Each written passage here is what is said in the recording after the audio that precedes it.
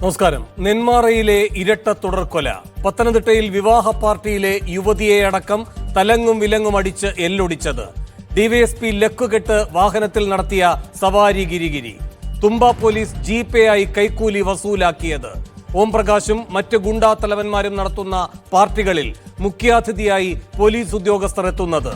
Party സമ്മേളനം നടക്കുന്നതിനിടെ ഗുണ്ടകളുടെ സമ്മേളനവും area തലത്തിൽ നടക്കുന്നത്. പോലീസ് ഗുണ്ട നെക്സസ്. ഗുണ്ടകൾക്ക് കിട്ടുന്ന രാഷ്ട്രീയ സംരക്ഷണം.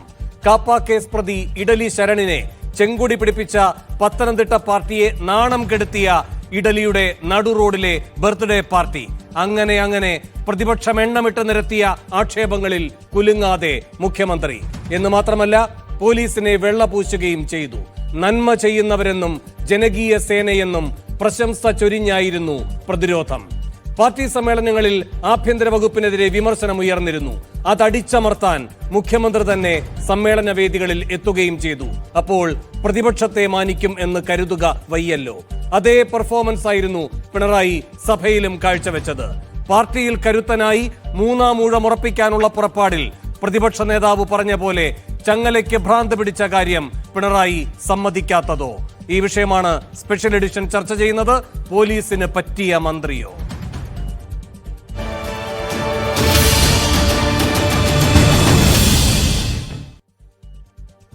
ഈ വിഷയത്തിൽ പ്രതികരിക്കാൻ CPM-ൽ നിന്നും അഡ്വക്കേറ്റ് കെ അനിൽകുമാർ, കോൺഗ്രസിൽ നിന്ന് ഡോക്ടർ ജിൻഡോ ജോൺ, മാധ്യമപ്രവർത്തകൻ NP ചെക്കുട്ടി, രാഷ്ട്രീയ നിരീക്ഷകൻ NV ബാലകൃഷ്ണൻ എന്നിവർ തത്സമയം സ്പെഷ്യൽ എഡിഷനിൽ അതിഥികളായി പങ്കുചേരുന്നു. ആദ്യം ഡോക്ടർ ജിൻഡോ ജോൺ, മുഖ്യമന്ത്രി ഇന്ന് നൽകിയ വിശദീകരണം എത്രമാത്രം യാഥാർത്ഥ്യത്തിന് നിരക്കുന്നതാണ്, വസ്തുതാപരമാണ്? ശ്രീ വേണു, ഇന്ന് കേരളത്തിൻ്റെ മുഖ്യമന്ത്രി, ആഭ്യന്തര വകുപ്പ് മന്ത്രി പിണറായി വിജയൻ കേരളത്തിലെ നിയമസഭയെ, അതായത് MLA-മാരെ, നമ്മുടെ സംസ്ഥാനത്തെ നിയമനിർമ്മാണ സഭയെ അഡ്രസ്സ് ചെയ്തുകൊണ്ട് പറഞ്ഞതിൽ യാഥാർത്ഥ്യത്തിൻ്റെ എന്തെങ്കിലും കണികയുണ്ടോ?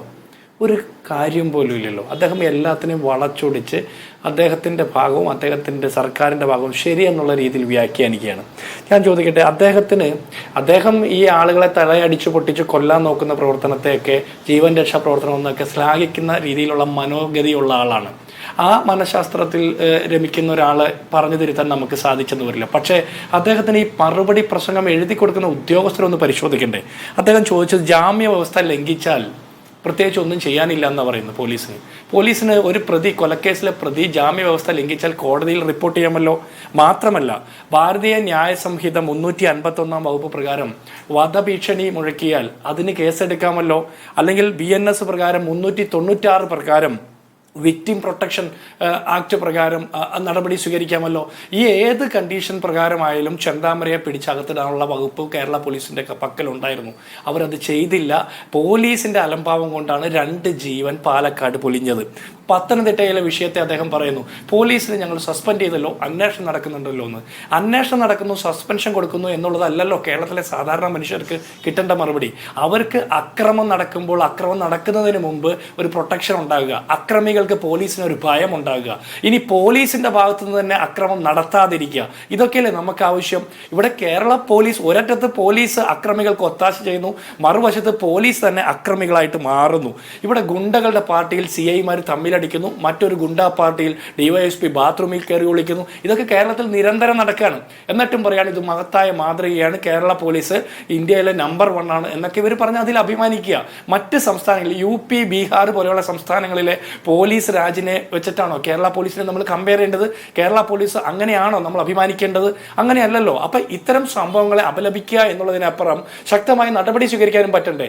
ഇതേ മുഖ്യമന്ത്രിയുടെ, ഇതേ ആഭ്യന്തര വകുപ്പ് മന്ത്രിയുടെ മറുപടിയിൽ തന്നെ ഇതിനു മുമ്പും നിയമസഭയിൽ പറഞ്ഞിട്ടുണ്ട്, 18ഓളം ഉദ്യോഗസ്ഥർ ഗുണ്ടകളുമായിട്ട് അടുത്ത ബന്ധം പുലർത്തുന്നവരാണ്, അവരിപ്പോഴും സേനയിലുണ്ടെന്ന്. അതിൻ്റെ അർത്ഥം ആ 18 ഉദ്യോഗസ്ഥർ, 18-ൽ കൂടുതൽ ഉണ്ടാകും, നമ്മുടെ അനുഭവങ്ങളൊക്കെ അങ്ങനെയാണ് പറയുന്നത്. എന്നാലും ആ 18 ഉദ്യോഗസ്ഥർ ഇപ്പോഴും സേനയിൽ തുടർന്നുകൊണ്ട് ഗുണ്ടകൾക്ക് ഒത്താശ ചെയ്യുന്ന പണിയല്ലേ നടത്തുന്നത്? അപ്പോൾ ഈ പാർട്ടി എന്നുള്ള നിലയ്ക്ക് ഇവർ കാപ്പ കേസിലെ പ്രതികളെ സ്വീകരിക്കുന്നു, അവരെ മന്ത്രിയുടെ നേതൃത്വത്തിൽ മുദ്രാവാക്യം വിളിക്കുന്നു, ജില്ലാ സെക്രട്ടറി മാലയിട്ട് സ്വീകരിക്കുന്നു, കൊലക്കേസ് പ്രതികൾ ജയിലിൽ നിന്ന് ജാമ്യം കിട്ടുമ്പോഴോ അല്ലെങ്കിൽ പരോള് കിട്ടുമ്പോഴോ അവരെ മാലയിട്ട് സ്വീകരിക്കുന്നു, ആനയിക്കുന്നു. അത് പാർട്ടിയുടെ പ്രഖ്യാപിത നിലപാടാണെന്ന് പ്രഖ്യാപിക്കുന്നു.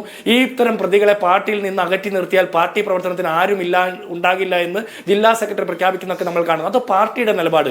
മറിച്ച് സംസ്ഥാനത്തെ സർക്കാർ എന്നുള്ള നിലയ്ക്ക് നമ്മുടെയൊക്കെ നികുതി പണത്തിൽ നിന്ന് ശമ്പളം പറ്റുന്ന ഒരു സംവിധാനം എന്നുള്ള നിലയ്ക്ക് ഈ സർക്കാരിന് ഈ ജനങ്ങളോട് മുഴുവൻ പേരോട് ഉത്തരവാദിത്തമില്ലേ?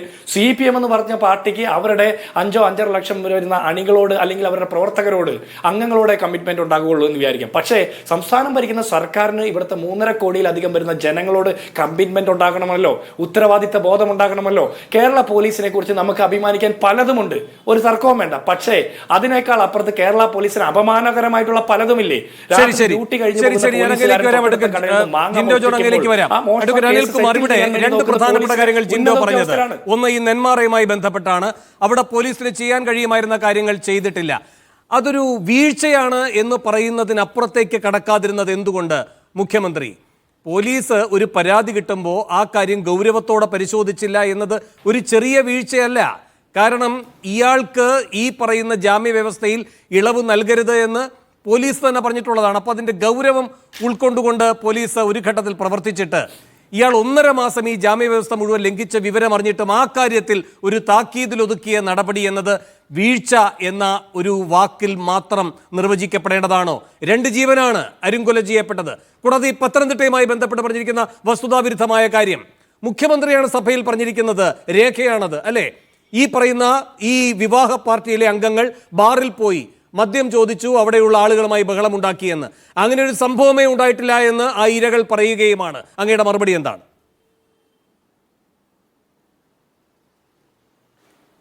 കേരള പോലീസ് നന്മ ചെയ്യുന്ന പോലീസാണ്, ജനകീയ സേനയാണ് എന്നൊക്കെ പറയുന്നത് അനുഭവത്തിൻ്റെ അടിസ്ഥാനത്തിൽ അനുഭവിച്ചവർ ധാരാളം കേരളത്തിലുണ്ട്. എന്നാൽ അതേ പോലീസിൻ്റെ ഭാഗത്തു നിന്നും തിന്മയാർന്ന നടപടികൾ, തെറ്റായ നടപടികൾ ഉണ്ടായതും നമ്മുടെ മുമ്പിലുണ്ട്. അതുകൊണ്ട് പോലീസ് സേനയുടെ ഭൂരിഭാഗവും ശരിയായ വഴിയിലാണ് സഞ്ചരിക്കുന്നത്. അതിൽ കറുത്ത ആടുകളുണ്ട്, തെറ്റായി ചെയ്യുന്നവരുണ്ട്, കൈക്കൂലിക്കാരുണ്ട്.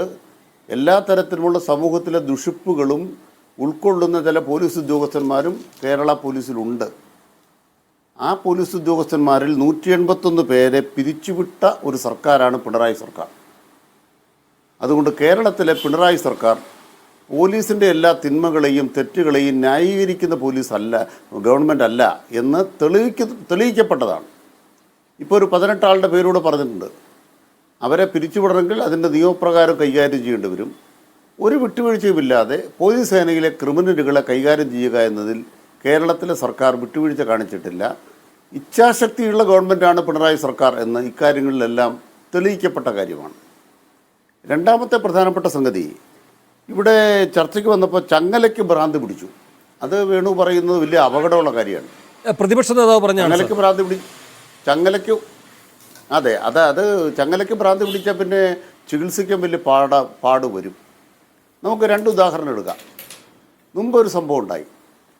ഒരു പ്രത്യേക പദ്ധതിയുമായി കേരളത്തിലെ വിവിധ ജില്ലകളിൽ പരന്ന് നടന്ന് ലക്ഷക്കണക്കിന് രൂപ ആളുകളെ പറ്റിച്ചിട്ടുണ്ട്.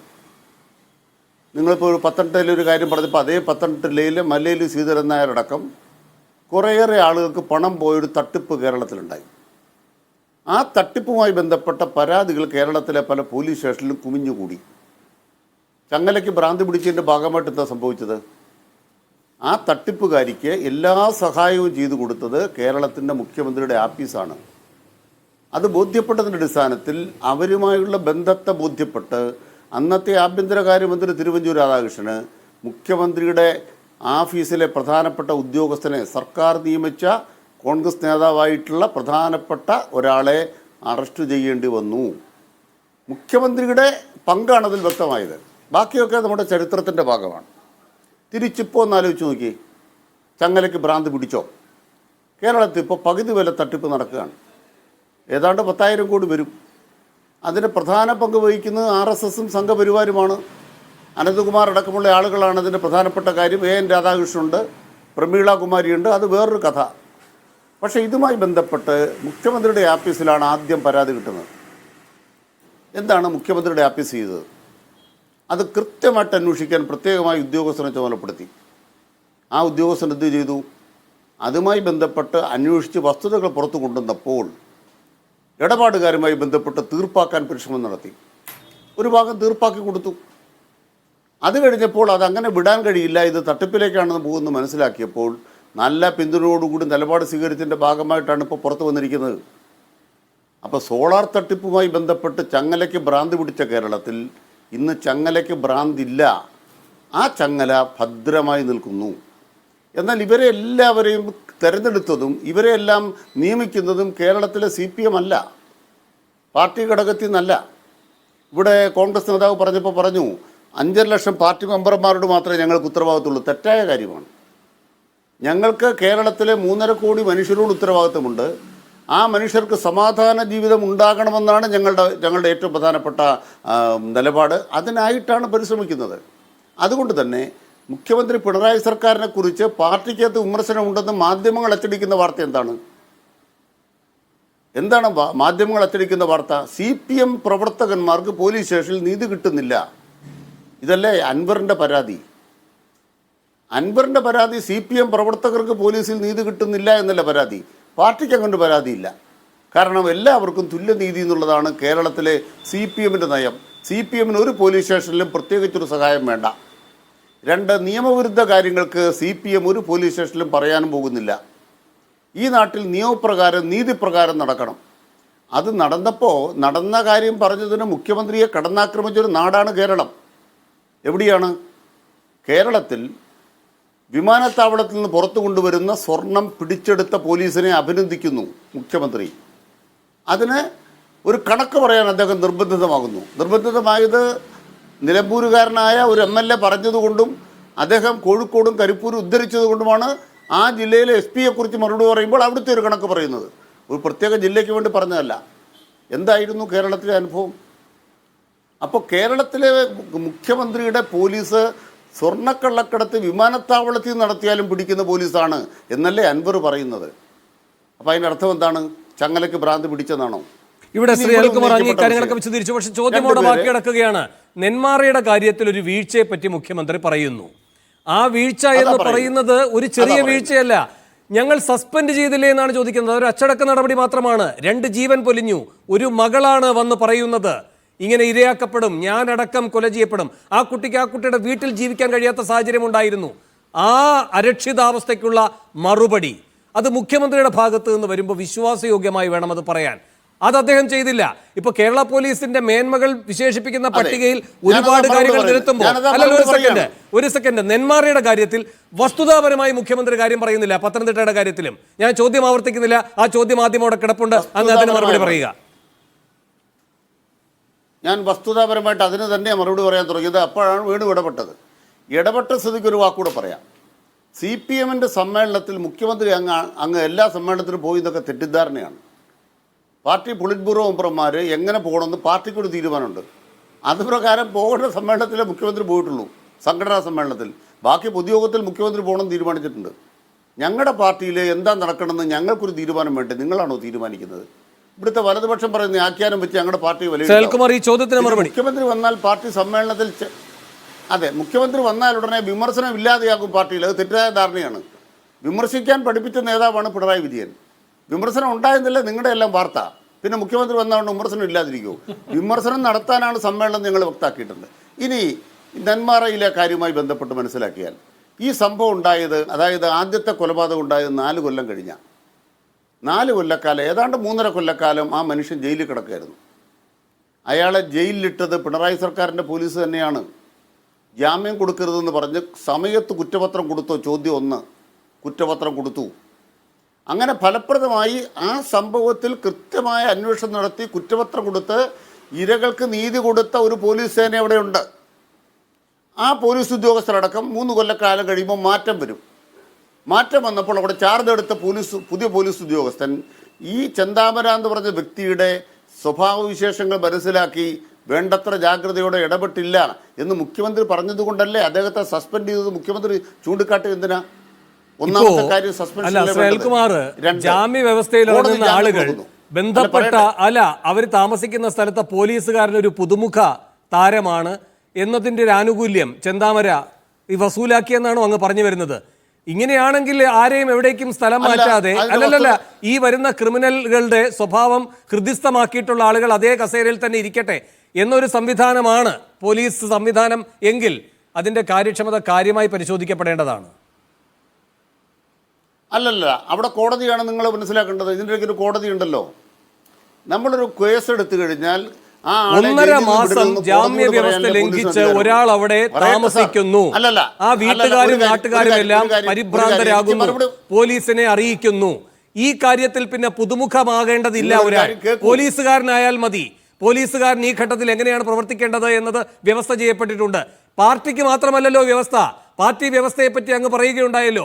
ഈ പോലീസ് വ്യവസ്ഥയെ പറ്റി പറയുമ്പോൾ അവിടെ പുതുതായി വന്നയാളായതുകൊണ്ട് ഇങ്ങനെയൊക്കെ സംഭവിക്കുമെന്നാണോ? അപ്പൊ പുതുതായി വന്ന ആളുകളുള്ള സ്ഥലങ്ങളിലൊക്കെ ഈ ക്രിമിനലുകൾക്ക് എന്തുമാകാമെന്നാണോ? അല്ല, ഞാൻ പറയാത്തൊരു കാര്യം ഇങ്ങോട്ട് ചോദ്യമായിട്ട് ചോദിച്ചാൽ നിങ്ങൾക്ക് മറുപടി വേണ്ടെന്ന് ഞാൻ മനസ്സിലാക്കുന്നത്. ഞാൻ എന്താണ് പറയാൻ ഉദ്ദേശിക്കുന്നുള്ളത് മനസ്സിലാകാതെ ചുമ്മാ ചോദിച്ചുകൊണ്ടിരിക്കുകയാണ്. എന്താണ് അവിടെ സംഭവിച്ചത്? ഈ ഇപ്പോൾ കൊല്ലപ്പെട്ടയാൾ, അതായത് ആദ്യം കൊല്ലപ്പെട്ടയാളുടെ ഭർത്താവ് ഈ വീടിനടുത്ത് വന്ന് താമസിക്കുന്നില്ലല്ലോ. ഞാൻ മനസ്സിലാക്കിയ എന്താണ്, അവരവിടെ താമസിക്കുന്നില്ല. അദ്ദേഹം ഈ കൊലപാതകം ഉണ്ടായ ശേഷം, ഭാര്യ മരിച്ച ശേഷം അദ്ദേഹം താമസിക്കുന്ന മറ്റൊരിടത്താണ്. അതാദ്യം മനസ്സിലാക്കണം. ആ കൊല്ലപ്പെട്ട സ്ത്രീ അവിടെ താമസിക്കുന്നുണ്ട്, അതായത് അമ്മായിയമ്മ. ഇദ്ദേഹം അവിടെ താമസിക്കുന്നില്ല. ഇദ്ദേഹം എന്താ അവിടെ വരാത്തത്? ഈ ചെന്താമര എന്ന് പറയുന്ന വ്യക്തിയുടെ സ്വഭാവം എനിക്കറിയാം. അയാൾ അന്ധവിശ്വാസിയാണ്. നീളമുടിയുള്ള ഒരാൾ എൻ്റെ ഭാര്യ പോകുന്നതിന് സഹായകരമായി എന്തോ ചെയ്തു എന്നുള്ള അന്ധവിശ്വാസം മറിഞ്ഞ് മനോരോഗത്ത് നിൽക്കുന്ന ഒരാളാണ്. അതാണ് ചെന്താമരയുടെ സ്വഭാവം. അയാൾക്കുമാർ ഈ കഥ മുഴുവൻ താങ്കൾ പറയേണ്ടതില്ല, ഇതെല്ലാം എല്ലാവർക്കും അറിയുന്നതാണ്. ചോദ്യം ഇതാണ്, പോലീസിന് ഈ കാര്യത്തിൽ ഒരു വീഴ്ച വന്നു, അത് സസ്പെൻഷന് വിധേയമാക്കേണ്ട ഒരു വീഴ്ചയാണ് എന്നാണോ പറയേണ്ടത്? 2 ജീവൻ പോകുമ്പോ അതിന് മാത്രം ദേവീത മറുപടി. ബാക്കി കഥകളൊക്കെ നാം അറിഞ്ഞതാണ്. അപ്പോൾ ഒരു കാര്യം മനസ്സിലായി. ചെന്താമര എന്ന് പറഞ്ഞയാൾ അന്ധവിശ്വാസിയാണ്, മനോരോഗിയെപ്പോലെ പെരുമാറുന്നയാളാണ്. അയാൾ പോലീസ് ഉദ്യോഗസ്ഥരോട് എന്ന് പറഞ്ഞപ്പോൾ പോലീസ് ഉദ്യോഗസ്ഥർ ചെയ്യേണ്ട കാര്യം എന്തായിരുന്നു? മുഖ്യമന്ത്രി പറഞ്ഞ ഒറ്റ കാര്യമുള്ളൂ, ഇങ്ങനെ പരാതി കിട്ടിയാൽ ഉടനെ ജയിലിലിടാനുള്ള വകുപ്പൊന്നുമില്ല. പിന്നെന്താ വകുപ്പുള്ളത്? ഇവിടെ ഷംസീദിൻ്റെ പുതിയ ബഷീർക്കു ന്യായസംഹിത വന്നു, മുസ്ലിം ലീഗിൻ്റെ ന്യായസംഹിത, പ്രിവെൻറ്റീവ് അറസ്റ്റ്. കോടതി ജാമ്യം കൊടുത്തിയാൾക്ക് പ്രിവെൻറ്റീവ് അറസ്റ്റ് പറ്റുമോ? നിങ്ങൾ മുസ്ലിം ലീഗിന് വേണ്ടി പുതിയ ന്യായസംഹിത ഉണ്ടാക്കാൻ പറ്റുമോ? ഒറ്റ ചോദ്യമേ ഉള്ളൂ. ജാമ്യ വ്യവസ്ഥ ലംഘിച്ച് ഇയാൾ ഈ നെന്മാറ പഞ്ചായത്തിൽ താമസിക്കുന്നു, ഇരകളുടെ വീടിന്റെ 100 മീറ്റർ അപ്പുറത്ത്. ആ കാര്യം പോലീസിന് കോടതി അറിയിച്ചൂടെ? അതിപ്പോ ലീഗിന്റെ ന്യായസംഹിത മാറ്റിവെക്കുക, CPM-ന്റെ ന്യായസംഹിതയെ മാറ്റിവെക്കുക, ഈ പറയുന്ന ഭാരതീയ ന്യായസംഹിത പ്രകാരം അല്ലല്ല, അത് കോടതിയെ അറിയിക്കാൻ പറ്റുമോ ഇല്ലയോ പോലീസിന്? അത് ചെയ്തോ ഇല്ലയോ പോലീസ്? അതാണ് കോടതി ചെയ്ത തെറ്റ്. ഒരു കോടതിക്കകത്ത് ജാമ്യാപേക്ഷ കൊടുക്കുന്ന ഘട്ടത്തിൽ ഇയൊക്കെ ജാമ്യം കൊടുത്താൽ അപകടമാണെന്ന് പോലീസ് പറഞ്ഞോ ഇല്ലയോ? ചോദ്യം. കോടതി ജാമ്യം കൊടുത്തു, 4 കൊല്ലക്കാലം കഴിഞ്ഞ്. ജാമ്യ വ്യവസ്ഥ ലംഘിച്ച കാര്യം പോലീസ് കോടതിയെ അറിയിച്ചോ ഇല്ലയോ? അതിന് മാത്രം ചോദ്യം. അങ്ങ് ഒരുപാട് സമയമെടുത്തു. ഇതിന് ദേവീത് വഴങ്ങുക. പോലീസ് കോടതിയിൽ ജാമ്യ വ്യവസ്ഥ ലംഘിച്ച കാര്യം അറിയിച്ചോ ഇല്ലയോ? പോലീസ്, അതല്ലാതെ പുതുമുഖത്തെ പറ്റിയല്ല ചോദിക്കുന്നത്. പോലീസ് അറിയിച്ചോ ഇല്ലയോ? അതിന് 2 ഭാഗമുണ്ട്. ഒരു ഭാഗം എന്ന് പറയുന്നത് ജാമ്യവ്യവസ്ഥ ലംഘിക്കുമ്പോൾ കോടതി ചെയ്തൊരു പ്രധാനപ്പെട്ട പെശകുണ്ട്. എന്താ പെശക്? ഇയാൾ നെന്മാറ പോലീസ് സ്റ്റേഷൻ അതിർത്തിയിൽ കയറാൻ പാടില്ല എന്ന വ്യവസ്ഥ എന്തിനാ ഇളവ് ചെയ്ത് കൊടുത്ത്? അതിന് കോടതിയിൽ പോലീസ് ഒബ്ജക്ഷൻ കൊടുത്തോ? കോടതി പോലീസിൻ്റെ ഒബ്ജക്ഷൻ സ്വീകരിക്കുന്നില്ല എന്ന ബോധ്യം വരുമ്പോൾ പോലീസ് ആ നിലയിൽ കൈകാര്യം ചെയ്തിട്ടുണ്ടാവും. അല്ലെന്നേ, പുതിയ വ്യവസ്ഥ വന്നു. നെന്മാറ പഞ്ചായത്തിനകത്ത് പ്രവേശിക്കരുത് എന്ന വ്യവസ്ഥയുണ്ട്. അത് ലംഘിക്കപ്പെട്ടു എന്ന വിവരമുണ്ട്. ആ വിവരത്തിന്റെ അടിസ്ഥാനത്തിൽ കോടതിയെ ബോധ്യപ്പെടുത്തിയോ ഇല്ലയോ? എനിക്ക് ഇനിയെങ്കിലും അങ്ങയുടെ അഭ്യർത്ഥനയുള്ളത് ആ ചോദ്യത്തിന് നേരിട്ടുള്ള മറുപടി.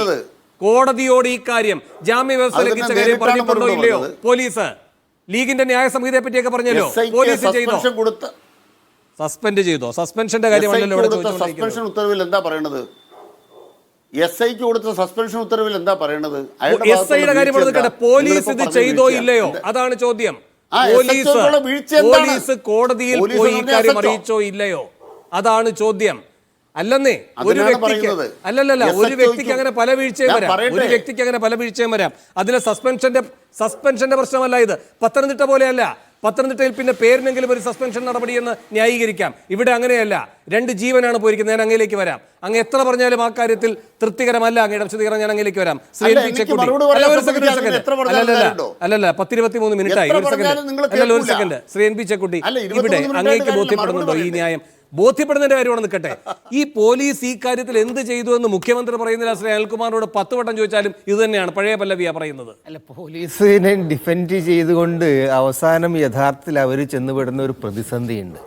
കാരണം പോലീസിന് ഒന്നും ചെയ്യാൻ കഴിയും. പിന്നെ പോലീസ് സംവിധാനം എന്തിനാണ് കേരളത്തിൽ ഇത്ര ഈ പറയുന്ന SHO പുതുമുഖമാണെന്നാണ് പറയുന്നത്. കാര്യങ്ങൾ അറിയില്ല. പോലീസ് സ്റ്റേഷൻ തന്നെ മാറിപ്പോയോ? അപ്പം എൻ്റെ പോലീസ് സ്റ്റേഷൻ നാട് വിട്ടു പോയോ? പോലീസ് എന്ന് പറയുന്ന ഒരു ഏതെങ്കിലും ഒരു ഇൻഡിവിജ്വൽ അല്ലല്ലോ. അതിനൊരു ട്രഡീഷൻ ഉണ്ട്, അവിടെ ഇൻഫർമേഷൻ ഉണ്ട്, ഇന്റലിജൻസ് ഗാദറിംഗ് സംവിധാനം ഉണ്ട്. അതൊരു കണ്ടിന്യൂറ്റിയാണ്. അതിനകത്തുള്ള ആളുകൾക്ക് അറിയാം, ഈ കക്ഷിയെക്കുറിച്ച് അറിയാം, ഇയാളുടെ ഹിസ്റ്ററി അറിയാം. ആ കാര്യങ്ങളെക്കുറിച്ച് നാട്ടുകാരുടെ പരാതിയുണ്ട്. നടപടി എടുത്തില്ല എന്നുള്ള പ്രശ്നം. നടപടി എടുത്തില്ല എന്നുള്ളതിന് പകരം, അത് അംഗീകരിക്കുന്നതിന് പകരം ഇങ്ങനെ ഈ കാടും വീടും ഒക്കെ ചുറ്റിപ്പറ്റി ഇങ്ങനെ ബീറ്റിംഗ് ദ ബുഷ് എന്ന് നമുക്ക് ഇംഗ്ലീഷിൽ പറയും. ഏതാണ്ട് ആ തരത്തിലുള്ള ന്യായീകരണങ്ങളാണ് ഇത്. മുഖ്യമന്ത്രി അസംബ്ലിയിലും പറയുന്നു, നാട്ടിലിറങ്ങിയിട്ട് പാർട്ടിക്കാർ ഇങ്ങനെയും പറയുന്നു. പക്ഷെ ഇതൊന്നും ജനങ്ങൾ അംഗീകരിക്കില്ല കേട്ടോ. കാരണം വളരെ കൃത്യമായിട്ട് വളരെ വളരെ കാണാവുന്നൊരു കാര്യം, വളരെ മോശമായ തരത്തിലാണ് കേരളത്തിലെ പോലീസ് ഭരണം ഇന്ന് പോകുന്നത്. ഒരു തരത്തിലുള്ള വ്യവസ്ഥയും വെള്ളിയാഴ്ച ഈ നാട്ടിലില്ല. ആളുകൾക്ക് ഒരു വലിയ അരക്ഷിതാവസ്ഥ വന്നിട്ടുണ്ട്. അത് ആളുകൾ പരസ്യമായിട്ട് പറയുന്നുണ്ട്, പാർട്ടിക്കാരും പറയുന്നുണ്ട്, സമ്മേളനങ്ങളും പറയുന്നുണ്ട്. ഇതാണ് ഇന്നത്തെ അവസ്ഥ. അതുകൊണ്ട് സമ്മേളനത്തെ പറ്റിയുള്ള ശ്രീ അനിൽകുമാറിന്റെ പ്രതികരണം കേട്ടിരുന്നല്ലോ. വിമർശനം ഉയരുക എന്ന് പറയുന്നത് പാർട്ടിക്കാർക്ക് നീതി കിട്ടുന്നില്ല എന്നതാണ്. അപ്പോൾ അതിൽ രാഷ്ട്രീയമായ പക്ഷപാതം ഇല്ലാതെ സമ്മേളനങ്ങളിൽ ഇപ്പം ഇതില്ലെങ്കിലും പാർട്ടി സമ്മേളനങ്ങളിൽ നാട്ടുകാരുടെ വിഷയവും ചർച്ച ചെയ്യാറുണ്ട്. പാർട്ടിക്കാർക്ക് നീതി കിട്ടുന്നില്ല എന്ന് മാത്രമൊന്നുമല്ല നാട്ടുകാർ സംസാരിക്കുന്നത്. പാർട്ടിയിലുള്ള ആളുകളിൽ വളരെ ശക്തമായിട്ട് ജനങ്ങളുടെ വിഷയങ്ങൾ പറയുന്നുണ്ട്. ഈ നാട്ടിലെ പോലീസിന്റെ പ്രവർത്തനങ്ങളെക്കുറിച്ച്, നാട്ടിലെ പോലീസിന്റെ പ്രവർത്തനങ്ങളിലെ തെറ്റുകളെക്കുറിച്ച് വളരെ ശക്തമായ വിമർശനമുണ്ട്. പക്ഷേ ഇത് കഴിഞ്ഞ ഒരു തവണ യഥാർത്ഥത്തിൽ സ്റ്റേറ്റ് കമ്മിറ്റിയിലെ വിഷയം വന്നു. അത് കഴിഞ്ഞ സർക്കാരിൻ്റെ കാലത്ത് വളരെ ശക്തമായി വന്നപ്പോൾ ആക്ച്വലി അതിന് പേരിൽ ചില നടപടികൾ എടുക്കാൻ ഈ മുഖ്യമന്ത്രി തന്നെ തയ്യാറായിട്ടുണ്ടായിരുന്നു. അപ്പോൾ അതുകൊണ്ട് ഇത്തരം കാര്യങ്ങളെക്കുറിച്ച് പാർട്ടിയിലുള്ള ആളുകളൊക്കെ പിന്നെ എല്ലാം മുഖ്യമന്ത്രി പറയുന്നതോ സർക്കാർ പറയുന്നതോ അംഗീകരിച്ചിട്ടൊന്നും ഇരിക്കുന്നില്ല. അതൊന്നും അല്ല സംഗതി. പോലീസിനെ സംബന്ധിച്ചുള്ള പോലീസിൻ്റെ നടത്തിപ്പിൽ വലിയ പരാതികൾ വന്നിട്ടുണ്ട്, വലിയ വീഴ്ചകൾ വന്നിട്ടുണ്ട്. അതിലൊരു പ്രധാനപ്പെട്ട കാരണം എനിക്ക് തോന്നുന്നു മുഖ്യമന്ത്രിയുടെ ഓഫീസ് ഇതിനെ സംബന്ധിച്ച് എടുക്കുന്ന നടപടികൾ, പ്രത്യേകിച്ച് പോലീസ് വകുപ്പിൻ്റെ ചുമതലയുള്ള ആൾ, അത് അദ്ദേഹം കക്ഷി രാഷ്ട്രീയപരമായ നിലയിലാണ് നിരന്തരമായിട്ട് ഈ കാര്യങ്ങളെ കൊണ്ടുപോകുന്നത്. പോലീസ് ഉദ്യോഗസ്ഥന്മാരെ മാനേജ് ചെയ്യുന്നു. അതുകൊണ്ട് തന്നെ പോലീസുകാർ അവർക്ക് തോന്നിയ മറ്റു കാര്യങ്ങളിലൊക്കെ അവർക്ക് തോന്നിയ മാതിരി ഒരു അഴിച്ചുവിട്ട ഒരവസ്ഥയുണ്ട്. ആ അവസ്ഥ മാറണമെങ്കിൽ വളരെ ക്ലിയർ ആയിട്ട് പൊളിറ്റിക്കലി കോൺഷ്യസ് ആയിട്ടുള്ള ജനങ്ങളോട് ഒരു കമ്മിറ്റ്മെൻ്റ് ഉള്ള ഒരാൾ പോലീസിൻ്റെ ചുമതല ഓഫീസിൽ നിർവഹിക്കാൻ അവിടെ വേണ്ടതാണ്. നേരത്തെ MP ജയരാജനൊക്കെ ഉണ്ടായിരുന്ന കാലത്ത് ആ തരത്തിലൊരു കൺട്രോൾ ഉണ്ടായിരുന്നു. അതില്ല എന്നതാണ് യഥാർത്ഥത്തിലുള്ള പ്രശ്നം എന്ന് എനിക്ക് തോന്നുന്നത്. ശരി, ശ്രീ NV ബാലകൃഷ്ണൻ, ഇപ്പോൾ ഈ നവകേരള സദസ്സുമായി ബന്ധപ്പെട്ട് വരുമ്പോൾ അതൊരു പ്രസ്റ്റീജിയസ് ആയിട്ടുള്ളൊരു പരിപാടിയാണ്. അതിന് ഈ കരിങ്കൊടി പ്രതിഷേധമൊക്കെ വന്നതിൻ്റെ ഭംഗി, അതിൻ്റെ ശോഭ കെടുത്തിക്കൂടാ എന്നതിൻ്റെയൊക്കെ അടിസ്ഥാനത്തിൽ മുഖ്യമന്ത്രി വേണമെങ്കിൽ ഈ കരിങ്കൊടി പ്രതിഷേധത്തിൻ്റെ രാഷ്ട്രീയ സ്വഭാവത്തെ മനസ്സിലാക്കി ആ രൂപത്തിൽ പ്രതികരിച്ചു എന്ന് വേണമെങ്കിൽ പറയാം. അതിനെ ന്യായീകരിക്കുകയല്ല. അതിൻ്റെ പശ്ചാത്തലം എന്ന് പറയുന്നത് ഈ പറയുന്ന രാഷ്ട്രീയ സ്വഭാവമുള്ള ഒരു പ്രതിഷേധത്തെ രാഷ്ട്രീയമായി തന്നെ അതിനോട് പ്രതികരിക്കുക എന്ന് പറയാം. പക്ഷേ അതുപോലെയല്ല ഈ നെന്മാറയും പത്തനംതിട്ടയും ഒന്നും. സാധാരണ മനുഷ്യരാണ് ഇരകളാക്കപ്പെട്ടിട്ടുള്ളത്, സാധാരണ മനുഷ്യരുടെയാണ് തോളല് പൊട്ടിയിട്ടുള്ളത്. അപ്പോൾ ഈ കാര്യത്തിൽ വസ്തുതാപരമായൊരു മുഖ്യമന്ത്രി സംസാരിക്കേണ്ടേ? നിയമസഭയിൽ ജനങ്ങൾ തിരഞ്ഞെടുത്തിരിക്കുന്ന ഒരു സഭയിൽ ജനങ്ങളോടല്ലേ സംസാരിക്കുന്നത്, പ്രതിപക്ഷത്തോടല്ലല്ലോ സംസാരിക്കുന്നത്. ആ ഉത്തരവാദിത്വത്തോടെ ആ വിധാനത്തിലേക്ക് ഉയർന്നുകൊണ്ടുള്ള പ്രതികരണങ്ങൾ നടത്താതെ വസ്തുതാവിരുദ്ധമായി സംസാരിച്ചില്ലേ ഈ നെന്മാറയിലും പത്തനംതിട്ടയിലും? പത്തനംതിട്ടയിൽ പറഞ്ഞ പ്രയോഗം അറിയാമല്ലോ പിണറായി, ലാത്തി വീശി എന്നാണ് പറയുന്നത്. ലാത്തി വീശുകയാണോ അവിടെ ഉണ്ടായത്? ഈ പറയുന്ന സിത്താര അടക്കമുള്ള ആളുകൾക്ക് ലാത്തി വീശിയപ്പോഴാണോ തോളല് പൊട്ടിയത്? അല്ലെങ്കിൽ മറ്റ് കൂടെ ഉണ്ടായിരുന്ന മറ്റ് ബന്ധുക്കളുടെ തല തല്ലി തകർക്കപ്പെട്ടത്? അപ്പോൾ ഇതൊന്നും പറയാതെ ലാത്തി വീശലാകുന്നു. യുവതിക്ക് പരിക്കേറ്റു എന്ന് പറയുന്നു. ആ യുവതി ഏത് വിഭാഗത്തിൽ നിന്ന് വരുന്നത്, ഏത് തരത്തിലുള്ള ആക്രമണത്തിനാണ് അവർ വിധേയമാക്കപ്പെട്ടത്, ഇതിനൊന്നും പശ്ചാത്തലമില്ല. അങ്ങനെ അവരുടെ ഒരു പരാതി വരുമ്പോൾ ആ ഏത് വിഭാഗമാണോ ആക്രമിക്കപ്പെട്ടത് അതിനനുസൃതമായ നിയമം ചുമത്തിക്കൊണ്ടുള്ള നടപടികളിലേക്കാണോ പോയത് അവരുടെ പരാതിയിൽ? ഇതൊന്നും ഉണ്ടായിട്ടില്ല. ആ യുവതിക്ക് ഇങ്ങനെ തോളല്ലു പൊട്ടിയെന്ന് പറയുന്ന കാര്യത്തിനകത്ത് അനുഭാവപൂർവമായ ഒരു വാക്കുപോലും അതിലില്ല. അപ്പോൾ ഇത്രയൊക്കെ കണ്ട് കാക്കിയെ സംരക്ഷിക്കാൻ ഇറങ്ങുന്നത് മൂന്നാം ഊഴം എന്ന ലക്ഷ്യം മുൻനിർത്തിക്കൊണ്ടാണോ? ഇപ്പൊ പോലീസിനെ തള്ളിപ്പറഞ്ഞാൽ അത് തനിക്ക് എതിരെ തന്നെ പ്രതിരോധത്തിലാക്കുന്നതാകും എന്ന രാഷ്ട്രീയമായ ദുഷ്ടലാക്കോടെയാണോ ഈ പറയുന്ന ഒരു മുഖ്യമന്ത്രി എന്ന നിലയിൽ പ്രവർത്തിക്കേണ്ട രൂപത്തിൽ അദ്ദേഹം പ്രതികരിക്കാതിരിക്കുന്നതിൻ്റെ കാരണം?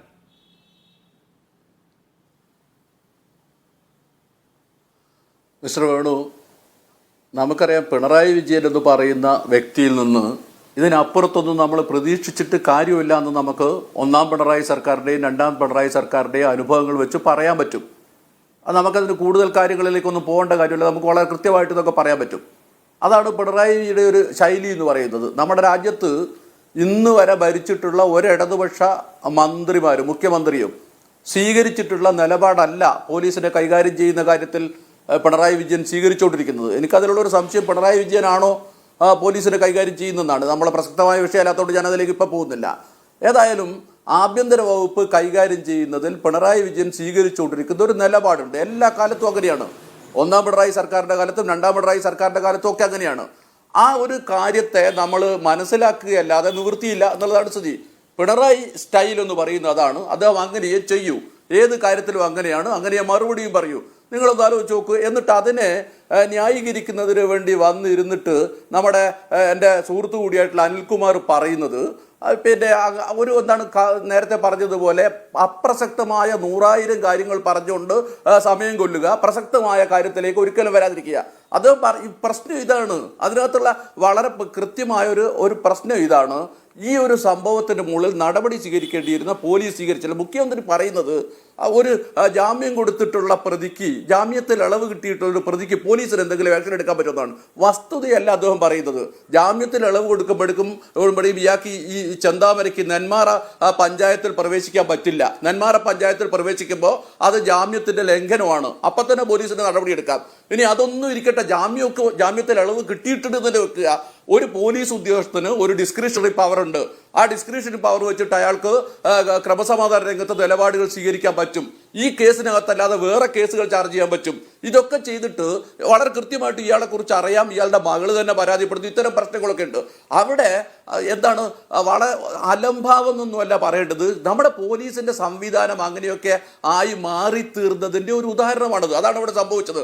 ആ സംഭവിച്ചതിന്റെ ഗൗരവത്തിൽ അവിടെ ഏതെങ്കിലും തരത്തിൽ ശിക്ഷാ നടപടികൾ സ്വീകരിക്കുന്നതിന് പകരം ഒരു സാധാരണ സസ്പെൻഷൻ നടപടി സ്വീകരിച്ചിട്ട് ഞങ്ങൾ എല്ലാ കാര്യങ്ങളും ചെയ്തു, പോലീസ് വളരെ മെച്ചമാണ് എന്ന് പറഞ്ഞാൽ അതിനോടൊന്നും നമുക്ക് സംസാരിക്കാൻ പറ്റില്ല. ഇത് തന്നെയാണ് പത്തനംതിട്ടയിലും സംഭവിച്ചത്. ഇതുപോലെ 100 വിഷയങ്ങൾ ഞാൻ വേണമെങ്കിൽ വേണുവിന് മുമ്പിൽ അവതരിപ്പിക്കാം. ഒന്നാം പിണറായി സർക്കാർ മുതൽക്ക് വന്നുകൊണ്ടിരിക്കുന്നത്. ഇതൊന്നും ഒരു ഇടതുപക്ഷ ഗവൺമെന്റിന്റെ നിലപാടല്ല. ഇടതുപക്ഷ ഗവൺമെന്റിന്റെ നിലപാട് നമ്മൾ എന്തിനാ പ്രതീക്ഷിക്കുന്നത്? UAPA ചുമത്തുക എന്നുള്ളത് ഒരു ഇടതുപക്ഷ സർക്കാരിന്റെ നിലപാടാണോ?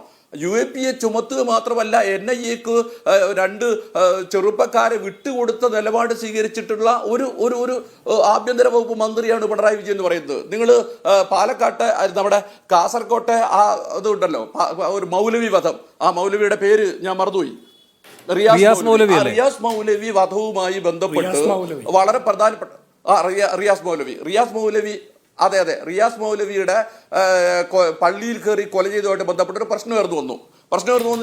ആ കേസിൽ പിന്നെ വളരെ അലംഭാവമാണ് പോലീസ് കാണിച്ചത്. അന്വേഷണത്തിൽ തീരെ നിരുത്തരവാദപരമായിട്ട് പോലീസ് ഇടപെട്ടു. അതുപോലെ തന്നെ പ്രോസിക്യൂഷൻ വളരെ മോശമായി പെരുമാറി. ഇതൊക്കെ ആ സെഷൻസ് കോടതി, അവിടുത്തെ പ്രിൻസിപ്പൽ സെഷൻസ് കോടതിന്റെ വിധിയിൽ വളരെ കൃത്യമായി എഴുതി വെച്ചിട്ടുണ്ട്. ഈ സംഭവത്തോടനുബന്ധിച്ച് പോലീസ് ഉദ്യോഗസ്ഥന്മാർ പറഞ്ഞൊരു പ്രശ്നമുണ്ട്. എന്താണ്? ഈ റിയാസ് മൗലവി വധത്തിൽ മുസ്ലിങ്ങളാണെന്നുള്ളത് കൊണ്ടാണ് ഈ കൊലപാതകം നടത്തിയത്. അതുകൊണ്ട് ഇവർക്കെതിരായിട്ട് UAPA ചുമത്തണമെന്ന് പ്രതികളെ അറസ്റ്റ് ചെയ്ത സമയത്ത് പോലീസ് ആവശ്യപ്പെടുകയാണ്. പോലീസ് ആവശ്യപ്പെട്ടപ്പോൾ ആഭ്യന്തര വകുപ്പ് മന്ത്രി പറയുന്നത് എന്താണ്? UAPA ചുമത്തുക എന്ന് പറയുന്നത് ഈ സർക്കാരിന്റെ, ഇടതുപക്ഷ സർക്കാരിന്റെ നയമല്ല. അതുകൊണ്ട് റിയാസ് മൗലവി വധക്കേസിലെ RSSകാരായ പ്രതികൾക്കെതിരായിട്ട് UAPA ചുമത്താൻ പറ്റില്ല. എന്നാൽ കോഴിക്കോട്ടോ അലൻ താഹയ്ക്കെതിരായി ചുമത്തുന്നതിനുള്ള കാരണം എന്താണ്? അവർ ചില ചുവന്ന പുസ്തകങ്ങളോ കൈവച്ചു. നിങ്ങൾ ആലോചിച്ചു, ആർക്കെങ്കിലും മനസ്സിലാവുന്ന കാര്യമാണോ പിണറായി വിജയൻ പറഞ്ഞുകൊണ്ടിരിക്കുന്നത്? ഒരൊറ്റ കാര്യം കൂടി തുടർന്നോളൂ. ഈ പറയുന്ന UAPA വ്യവസ്ഥ പിന്നെ ഒഴിവാക്കാനുള്ള വലിയ ഈ പറയുന്ന ജനരോഷവും പ്രതികരണവും ഉണ്ടായപ്പോൾ അതിനുള്ള നീക്കം നടന്നു. അന്നും ഈ നിയമസഭയിൽ ഈ ഗതികെട്ട രൂപത്തിൽ പറയുന്നുണ്ടായിരുന്നു, ആഭ്യന്തരമന്ത്രിക്കൊന്ന് എഴുതി നോക്കാമെന്ന്. അങ്ങനെ ഈ പറയുന്ന ആഭ്യന്തരമന്ത്രിയുടെ ദയാവായ്പിന് വേണ്ടി നിൽക്കുന്നൊരു ഘട്ടവും ഉണ്ടായി. ഈ അമിത്ഷായ്ക്ക് നേരത്തെ ഈ പറയുന്ന ഈ തടിയും വെള്ളവും കൊണ്ടൊന്നും ഇവിടെ ഇളക്കാൻ കഴിയില്ല എന്ന് ശക്തമായി പറഞ്ഞ അതേ നാവുകൊണ്ടാണ് ദുർബലമായി ഈ UAPA ഒന്നും ഒഴിവാക്കാൻ കഴിയുമോ എന്ന് അഭ്യർത്ഥിച്ചു നോക്കാം എന്ന ഗതികെട്ട ശബ്ദവും വന്നത്. അങ്ങേക്ക് തുടരാം. സത്യത്തിൽ ഞാൻ കോഴിക്കോട്ടുകാരനാണ്. അതൊക്കെ വെറും നമ്പറുകളായിരുന്നു എന്ന് കോഴിക്കോട്ടെ എല്ലാവർക്കും അറിയാം. കാരണം ഈ അലൻ താഹയുടെ അലന്റെ അമ്മ ഇവിടുത്തെ KSTയുടെ പ്രവർത്തക നേതാവുമാണ്. അതുമാത്രമല്ല, അങ്ങനെയുള്ള ഒരു കുടുംബമായിട്ട് ബന്ധപ്പെട്ട ചുറ്റുപാടവരേക്കുള്ളത്. ഇവരൊക്കെ ആദ്യം കരുതിയത് പിണറായിയോട് പോയി സംസാരിച്ചാൽ ഈ കാര്യങ്ങൾ പരിഹരിക്കാൻ പറ്റും. അങ്ങനെ കോഴിക്കോട് പോയി സംസാരിക്കുന്നതിനുള്ള സംവിധാനമൊക്കെ ഉണ്ടാക്കിയിട്ടുണ്ട്. അപ്പോഴാണ് ഈ അവർ ചായ കുടിക്കാൻ പോയതല്ല എന്ന നിലപാടൊക്കെ പിണറായി വിജയൻ പറഞ്ഞത്. ഞാൻ പറഞ്ഞതിൻ്റെ പ്രശ്നം ഇത്രയാണ്.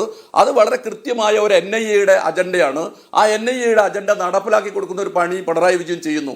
അവിടെ അതാണ് താല്പര്യം. എന്നാൽ ഈ റിയാസ് മൗലവിയുടെ പ്രശ്നം വരുമ്പോൾ അവിടെ RSSകാർക്കെതിരായിട്ട് ഈ UAPA ചുമത്താൻ അവർ തയ്യാറുമല്ല. നിങ്ങൾക്ക് ഓർമ്മയുണ്ടോ, ഈ ശബരിമല സംഭവത്തിന്റെ സമയത്ത് പത്തനംതിട്ട ജില്ലയിലോ മറ്റോ ആണ് ഒരു പോലീസ് സ്റ്റേഷന്റെ മുമ്പിലേക്ക് ഒരു RSSന്റെ പ്രവർത്തകൻ നേരിട്ട് ഓടി വന്നിട്ട് ബോംബ് വലിച്ചെറിയാണ്.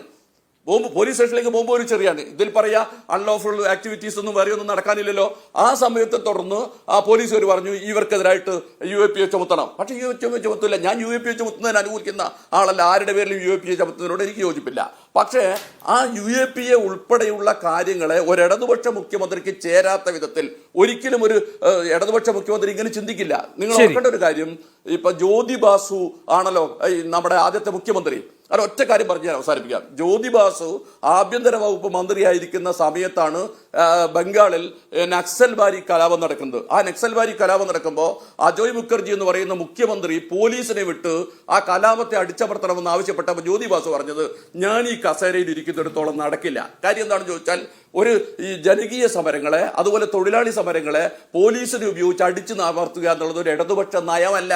അതുകൊണ്ട് ഞാൻ ഈ അങ്ങേക്ക് ഇത് വേണമെങ്കിൽ എന്നെ ആഭ്യന്തര മന്ത്രി സ്ഥാനത്ത് മാറ്റിയിട്ട് അങ്ങേക്ക് ചെയ്യാം. അത് പിന്നീട് ചെയ്തു എന്നുള്ളത് സത്യം തന്നെ. പക്ഷേ ജ്യോതി ബാസു എന്ന് പറയുന്ന ഇടതുപക്ഷ മുഖ്യമന്ത്രി സ്വീകരിച്ച നിലപാടാണ്. നിങ്ങൾ താരതമ്യം ചെയ്യേണ്ടത് ഈ ജ്യോതി ബാസു എന്ന് പറയുന്ന ആഭ്യന്തര വകുപ്പ് മന്ത്രിയെയും പിണറായി വിജയൻ എന്ന് പറയുന്ന ആഭ്യന്തര മന്ത്രിയെയും ഇവർ ചെയ്തുകൊണ്ടിരിക്കുന്ന ചെയ്തികളെയാണ്. ഇവിടെയാണ് പ്രശ്നം. ഇടതുപക്ഷം എന്ന് പറയുന്ന ഒരു നിലപാട് എത്രമാത്രം അപമാനവീകരിക്കപ്പെടുന്ന അവസ്ഥയിലേക്ക്, എത്രമാത്രം ഈ നിലയിലുള്ള അവസ്ഥയിലേക്ക് മറ്റാർക്കൊക്കെ വേണ്ടി നടപ്പിലാക്കി കൊടുക്കുന്ന കാര്യങ്ങളായി മാറിയിട്ടുണ്ട് എന്നതിന്റെ ഉദാഹരണമാണ് പിണറായിയുടെ ആഭ്യന്തര വകുപ്പിൽ നമുക്ക് കാണാൻ പറ്റുക. ശരി, ഞാൻ ഇടവേളയ്ക്ക് പോകണം. ഇടവേളയ്ക്ക് ശേഷം മറ്റ് അതിഥികളുടെ പ്രതികരണങ്ങളിലേക്ക്.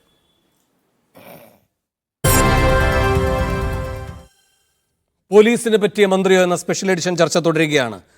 ശ്രീ ജിൻഡോ ജോൺ, ശ്രീ അനിൽകുമാർ പറഞ്ഞ ചങ്ങലയ്ക്ക് ഭ്രാന്ത് പിടിച്ച കാലത്തിനുള്ള മറുപടി. അല്ല, അദ്ദേഹം പറഞ്ഞത് ചങ്ങലയ്ക്ക് ഭ്രാന്ത് ഇപ്പോഴില്ലെന്ന് അദ്ദേഹം സൂചിപ്പിച്ചത് എനിക്ക് തോന്നുന്നു സോളാർ കേസിനെ കുറിച്ചിട്ടായിരിക്കും. ശരിയാണ്. പക്ഷേ സോളാർ കേസിൻ്റെ ആരോപണം വന്ന സ്ഥിതിക്ക് സമയത്ത് സരിത എസ് നായരെ പോലുള്ള ആളുകളെ സഹായിച്ചു എന്ന് ആരോപിക്കപ്പെട്ട ഉദ്യോഗസ്ഥരെ, മുഖ്യമന്ത്രിയുടെ ഓഫീസിലെ സ്റ്റാഫിനെ പോലും അന്ന് അറസ്റ്റ് ചെയ്ത് ജയിലിലിട്ടത് അതേ സർക്കാരിൻ്റെ ആഭ്യന്തര വകുപ്പാണ്. സമാനമായ സാഹചര്യം സ്വപ്ന സുരേഷുമായി ബന്ധപ്പെട്ട് സ്വർണ്ണക്കടത്ത് കേസും ലൈഫ് മിഷൻ കേസിലും കേരളത്തിൽ കണ്ടിട്ടുള്ളതാണ്. ആ കേസിലെ പ്രതികളായിട്ടുള്ളവരെ അറസ്റ്റ് ചെയ്ത് ജയിലിലിടാൻ വേണ്ടിയിട്ട് എത്രത്തോളം ഉഴപ്പിയെന്ന് നമുക്കറിയാമല്ലോ. അവസാനം ശിവശങ്കറിനെ പോലുള്ള ആളുകളെ പിടിച്ചകത്തിട്ടത് ED പോലുള്ള അന്വേഷണ ഏജൻസികൾ വന്നതിന് ശേഷം. എന്നിട്ടും ശിവശങ്കറിനെ പോലുള്ള ആളുകളെ ആദ്യഘട്ടത്തിലൊക്കെ ഇവർ ഒരുപാട് താങ്ങുകയും സംരക്ഷിക്കുകയും ചെയ്തു. ഇതുവരെ മുഖ്യമന്ത്രിയുടെ ഓഫീസിലേക്ക് അന്വേഷണങ്ങൾ എത്തിയിട്ടുമില്ല. അതവിടെ നിൽക്കട്ടെ, ഞാനതവിടെ വിടുകയാണ്. പക്ഷെ ഒരു കാര്യം അദ്ദേഹത്തോട് പറയാനുള്ളത്, ഈ ഒരു സിനിമാ നടി അവരുടെ പേരിലുള്ള പരാതി കൊടുത്തപ്പോൾ കേരളത്തിൻ്റെ ആഭ്യന്തര വകുപ്പ് മന്ത്രി നേരിട്ട് വിളിച്ച് അവരോട് അനുഭാവം പ്രകടിപ്പിക്കുകയും ആ കേസിൽ അടിയന്തര നടപടി സ്വീകരിക്കുകയും കുറ്റക്കാരനായിട്ടുള്ള ആളുകളെ അറസ്റ്റ് ചെയ്യുകയും സാഹചര്യം നമ്മൾ കണ്ടു. നല്ല തീരുമാനം തന്നെ. പക്ഷെ ഒരു കാര്യം ചോദിക്കട്ടെ, ഇവിടെ സമ്പത്തും സൗകര്യവും മറ്റ് പ്രിവിലേജുകളും ഉള്ള ആളുകൾക്ക് മാത്രമേ ആഭ്യന്തര വകുപ്പ് മന്ത്രി അങ്ങോട്ട് വിളിച്ച് അനുഭാവം പ്രകടിപ്പിക്കുകയുള്ളൂ. എന്തുകൊണ്ട് നവീൻ ബാബുവിൻ്റെ ഭാര്യയായിട്ടുള്ള മഞ്ജുഷയെ ഒരിക്കൽ പോലും ഒന്ന് വിളിക്കാൻ, ഒന്ന് നേരിട്ട് കാണാൻ കേരളത്തിൻ്റെ ആഭ്യന്തര വകുപ്പ് മന്ത്രിക്ക് സാധിക്കാത്ത? കേരള പോലീസിന്റെ കൃത്യവിലോപം കൊണ്ട് മാത്രം വണ്ടിപ്പെരിയാറിലെ 5 വയസ്സുകാരിയെ കൊന്ന് കെട്ടിത്തൂക്കിയ ആ നരാധമനായിട്ടുള്ള അർജുൻ എന്ന് പറഞ്ഞ DYFIക്കാരൻ പുറത്തേക്ക് ഇറങ്ങി രക്ഷപ്പെട്ടു പോകുന്ന കാഴ്ചയെ നമ്മൾ കണ്ടില്ലേ? എന്തുകൊണ്ടാണ് അത്തരം കേസുകളൊന്നും കേരളത്തിന്റെ ആഭ്യന്തര വകുപ്പ് മന്ത്രി അങ്ങനെ ഒന്നും ഇടപെടാത്ത? പത്തനംതിട്ടയിൽ പോലീസിന്റെ ചവിട്ട് കെട്ടി തോളല് പൊട്ടി കൈയുടെ എല്ലിന് പൊട്ടുപറ്റിയ ആ പാവപ്പെട്ട സ്ത്രീയെ, ആ ദളിത് വിഭാഗത്തിൽപ്പെട്ട സ്ത്രീയെ ഒന്ന് അങ്ങോട്ട് വിളിച്ച് ആശ്വസിപ്പിക്കാൻ കേരളത്തിന്റെ ആഭ്യന്തര വകുപ്പ് മന്ത്രിക്ക് എന്തുകൊണ്ട് സാധിച്ചില്ല? ഇനി ആലപ്പുഴയിൽ തന്നെ CPM-ന്റെ പ്രാദേശിക നേതാക്കന്മാർ പെരുവഴിയിൽ പട്ടാപ്പകൽ തല്ലി പരിക്കേൽപ്പിച്ച പെൺകുട്ടികളെ കേരളത്തിന്റെ ആഭ്യന്തര വകുപ്പ് മന്ത്രി വിളിച്ച് അനുഭാവം പ്രകടിപ്പിച്ചോ, ആശ്വസിപ്പിച്ചോ? പകരം ആ പ്രതികളെ സംരക്ഷിക്കുന്ന നിലപാടാണ് പോലീസ് എടുത്തത്. നാട്ടുകാരെ രോഷം പായുന്ന അവസാനം പോലീസ് അറസ്റ്റ് ചെയ്യുന്ന സാഹചര്യം ഉണ്ടായത്. അപ്പൊ ഞാൻ പറയുന്നത്, കേരളത്തിലെ ആഭ്യന്തര വകുപ്പ് പിണറായി വിജയനായിരിക്കും ഭരിക്കുന്നത്. പക്ഷെ പിണറായി വിജയനെ ഭരിക്കുന്നത് RSS ആണെന്നുള്ള കഴിഞ്ഞ 8.5 വർഷക്കാലത്തെ അനുഭവങ്ങൾ കൊണ്ട് നമുക്ക് മനസ്സിലാകും. കേരളത്തിന്റെ ചെന്താരകമായിട്ടുള്ള പിണറായി വിജയനും താമരയും കൂടി ഭരിക്കുമ്പോൾ ചെന്താമരയെ പോലുള്ള മനുഷ്യമൃഗങ്ങൾ, അതുപോലെ വന്യമൃഗങ്ങൾ നാട്ടിലെ മനുഷ്യരെ കൊന്ന് തിന്നുന്ന സാഹചര്യമാണ് ഉണ്ടാകുന്നത്. ഇവിടെ അനങ്ങാപ്പാറ നയം സ്വീകരിക്കുന്ന പോലീസ് ഉദ്യോഗസ്ഥരെ വല്ലാതെ അങ്ങ് വെള്ളപൂശിക്കൊണ്ട് ആഭ്യന്തര വകുപ്പ് 1ാം സ്ഥാനത്താണെന്ന് ഇവർ പറയുമ്പോൾ നമ്മൾ എല്ലാവരും അത് അംഗീകരിക്കണമെന്ന് മാത്രം ഇവർ നിർബന്ധം പിടിക്കരുത്. കൃത്യമായി പറഞ്ഞ 2 കാര്യങ്ങൾക്കുള്ള മറുപടി വേഗമെന്ന് ഞാൻ ചോദിച്ചോട്ടെ ശ്രീ അനിൽകുമാറിനോട്. ശ്രീ അനിൽകുമാർ, ഈ പറയുന്ന ജോപ്പനെ പിടിച്ചകത്തിട്ടത് ഉമ്മൻചാണ്ടി സർക്കാരിന്റെ പോലീസാണ്, ശിവശങ്കരനെ പിടിച്ചകത്തിട്ടത് ED-യുമാണ്. അതിനുള്ള മറുപടി വേഗം. അങ്ങേക്ക് അനന്തമായ സമയം തരികയല്ല, ഇതിനുള്ള മറുപടി വേഗം, എന്നിട്ട് അങ്ങയിലേക്ക് വരാം. അല്ല, അതാ തിരുവഞ്ചൂർ രാധാകൃഷ്ണൻ ഒരു CD വിഴുങ്ങിയായിരുന്നല്ലോ. ആ പരാതിക്കാരിയുമായിട്ട് പാതിരാത്രിയിൽ മഹാഭാരതം പഠിപ്പിക്കുകയോ ഏതാണ്ടൊക്കെ ചെയ്തു. ആ കോൺഗ്രസിൻ്റെ ഭരണഘടന പഠിപ്പിച്ചു എന്നൊക്കെ പറയുന്ന കെ മുരളീധരൻ പറയുന്ന ആ CD ഉണ്ടല്ലോ, അത് തിരുവഞ്ചൂർ രാധാകൃഷ്ണൻ പിന്നെ വിഴുങ്ങിയത് എന്തിനാ? അത് ഏത് കേസായിരുന്നു? CD ഒന്ന് പുറത്തു വിട്ടേ. അപ്പോൾ ഇവരുടെ എല്ലാം പകൽ വെളിച്ചത്തിൽ ഈ കാര്യങ്ങളെല്ലാം വ്യക്തമാവുള്ളൂ. ചോദ്യം ഇതാണ്, അങ്ങ് ആദ്യം പറയുകയുണ്ടായി ചങ്ങലയ്ക്ക് ഭ്രാന്ത് പിടിച്ച കാലമായിരുന്നു അത് എന്ന്. അതിന് കൃത്യം ജിൻഡോയുടെ മറുപടി നിങ്ങളുടെ കാലത്ത് കാര്യം. അതെ, ആ ചങ്ങലയുടെ കാലത്താണ് പറഞ്ഞത്. തിരുവഞ്ചൂർ രാധാകൃഷ്ണൻ അന്ന് CD വിഴുങ്ങി, അവരുടെ ഫോൺ കോൾ രജിസ്റ്റർ പോലീസ് എടുത്തു. ആ എടുത്ത സാധനം DGP ഓഫീസിൽ നിന്നും വിഴുങ്ങിയതിൻ്റെ ഭാഗമായിട്ട് പോലീസ് അന്വേഷിക്കുമെന്ന് പറഞ്ഞു. പിന്നെ അത് പുറത്തു വന്നിട്ടില്ല, അത് നശിപ്പിച്ചു. അങ്ങനെ നശിപ്പിച്ച് സംവിധാനമായിരുന്നു. അല്ലല്ല, ഈ CD-യുടെ കഥയല്ല അങ്ങ് പറഞ്ഞത്. അങ്ങ് പറഞ്ഞത് മുഖ്യമന്ത്രിയുടെ ഓഫീസിനെ പറ്റിയാണ്. അതിന് കൃത്യമായ മറുപടിയാണ് ജിൻഡോ അന്നത്തെയും ഇന്നത്തെയും മുഖ്യമന്ത്രിയുടെ ഓഫീസിൽ നടന്ന അറസ്റ്റുകളെ താരതമ്യം ചെയ്തുകൊണ്ട് പറഞ്ഞത്. അതിന് മറുപടി അതിനും മറുപടിയുണ്ട്. ഈ സോളാർ കേസിലെ പണം തട്ടിപ്പ് നടന്ന മല്ലേലി ശ്രീധരൻ നായർ ഇങ്ങനെ നടന്നിട്ട് മല്ലേലി ശ്രീധരൻ നായർക്ക് നീതി കൊടുത്തോ? ബാക്കി പണം നഷ്ടപ്പെട്ടവർക്ക് നീതി കൊടുത്തോ? തോന്നാതിരിക്കാൻ അദ്ദേഹം നടത്തുന്ന ന്യായവാദങ്ങളാണോ ഇത്? താങ്കൾ എനിക്ക് വിഷമമില്ല. എന്റെ വാദം പൊളിഞ്ഞു. രണ്ട് വാദങ്ങൾക്ക് അങ്ങയുടെ മറുപടികൾ പൊളിയുകയാണ്. ഞാൻ പറയട്ടെ, അടപടലം പൊളിഞ്ഞുകൊണ്ടിരിക്കുകയാണ്. അല്ലല്ല, അതെ, അത് വിധിക്കാൻ വേണു ആയില്ല. വേണു ഇപ്പൊ തൽക്കാലം അവിടെ ഇരുന്നു. പക്ഷെ വേണു ആയിട്ടില്ല. എന്റെ വാദം പൊളിഞ്ഞു എന്ന് പറയാനുള്ള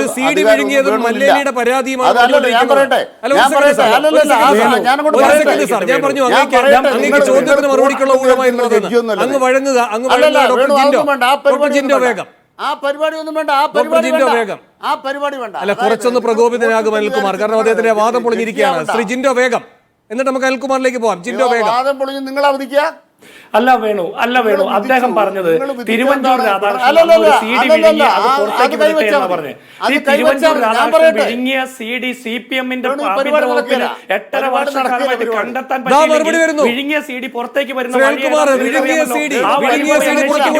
ഒന്നാമത്തെ അന്വേഷണം വരുമ്പോൾ സെക്രട്ടേറിയറ്റിലെ CCTV ഇടിമിന്നലേറ്റ് പോയെന്നും സെക്രട്ടേറിയറ്റിലെ ഫയലുകൾക്ക് തീ കൊടുക്കുകയൊക്കെ ചെയ്യുന്ന പരിപാടി പിണറായി വിജയൻ ഭരിക്കുന്ന കാലത്ത് സംഭവിക്കുന്നത്. ഉമ്മൻചാണ്ടിയുടെ കാലത്ത് ഇതൊന്നും സംഭവിച്ചിട്ടില്ല. ഞങ്ങൾക്ക് ഒരു പേടിയുമില്ല. നിങ്ങൾ CCTV-യോ CD-യോ എന്ത് വേണമെങ്കിലും പരിശോധിച്ചോ. നിങ്ങളുടെ കയ്യിലല്ലേ കഴിഞ്ഞ 8.5 വർഷക്കാലമായിട്ട് ആഭ്യന്തര വകുപ്പ് ഇരിക്കുന്നത്. 3 ഉന്നത ഉദ്യോഗസ്ഥരുടെ നേതൃത്വത്തിൽ പിണറായി വിജയൻ തന്നെ അന്വേഷണം നടത്തിയില്ലേ? അതിനുശേഷം നിങ്ങൾ CBI-ക്ക് കൈമാറിയില്ലേ? എന്താ അതിന്റെയൊക്കെ റിപ്പോർട്ട്? ഒന്ന് വായിച്ച് പഠിച്ചിട്ട് വെറുതെ കഴിഞ്ഞ കുറെ കാലങ്ങളായിട്ട് ഈ നരേന്ദ്രമോദി പറയുന്നത് പോലെ മുമ്പ് ഭരിച്ചവരെ ഇങ്ങനെ ചുമ്മാ തെറി വിളിക്കുന്ന തള്ളു നടത്താതെ ഫാക്ട് വെച്ച് പറയാൻ നോക്കും. ശരി, ശ്രീ അനിൽകുമാർ ഫാക്ട് പറയൂ. തമ്പാനൂർ രവി മൊഴി പഠിപ്പിച്ചത് ആരെയാ? ബെന്നി ബെഹനാൻ മൊഴി പഠിപ്പിച്ചത് ആരെയാ? അങ്ങനെ തമ്പാനൂർ രവിയും ബെന്നി ബെഹനാനും ഉമ്മൻചാണ്ടി എത്ര തവണ കണ്ടു മൊഴി പഠിപ്പിക്കുന്ന ആരെയാ? മൊഴി പഠിപ്പിച്ചിട്ട് കേസിൽ നിന്ന് ഊരിയെടുത്തിട്ടാണോ കേമത്തരം പറയാൻ വന്നിരിക്കുന്നത്? ഇനി CCTV കത്തിപ്പോയി, പിന്നെന്താ പറയണത്? ഫയല് കത്തി. വിഡ്ഢിത്തരം പറയുന്നതിന് കയ്യും കാലും വെച്ച് ചാനൽ വന്നിരിക്കേണ്ട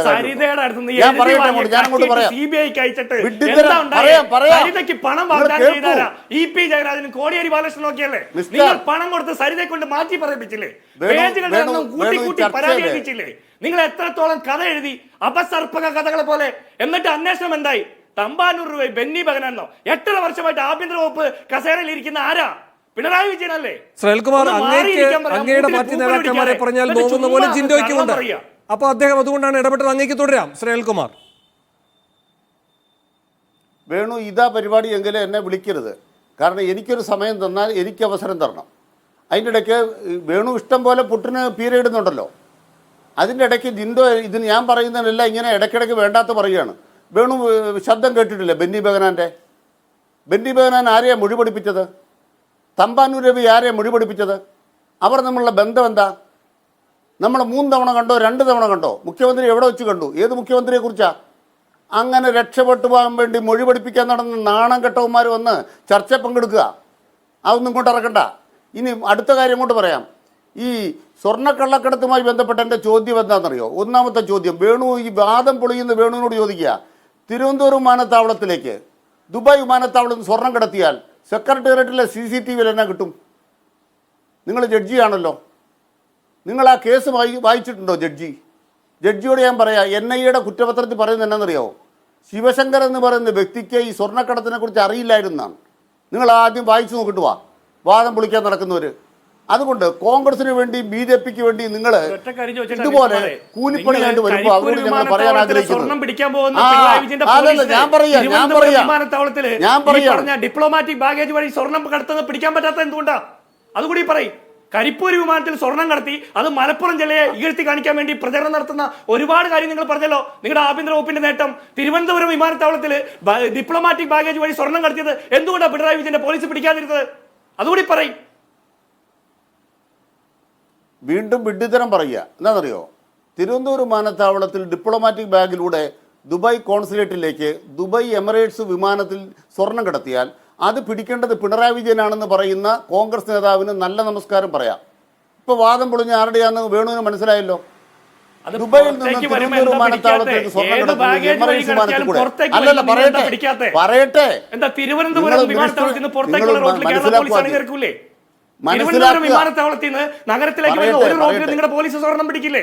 കരിപ്പൂർ വിമാനത്താവളത്തിന്റെ പുറത്ത് മാത്രമേ നിങ്ങളുടെ പോലീസ് സ്വർണം പിടിക്കുള്ളൂ? അതെന്ത് ന്യായമാണ്? ഒന്നാമത് സ്വർണം പിടിക്കാൻ പോലീസിന് അധികാരമില്ല. നിങ്ങൾ അത് ആദ്യം മനസ്സിലാക്കണം. സ്വർണം പിടിക്കാൻ പോലീസിന് അധികാരമില്ല. എങ്ങനെ പിടിക്കണം?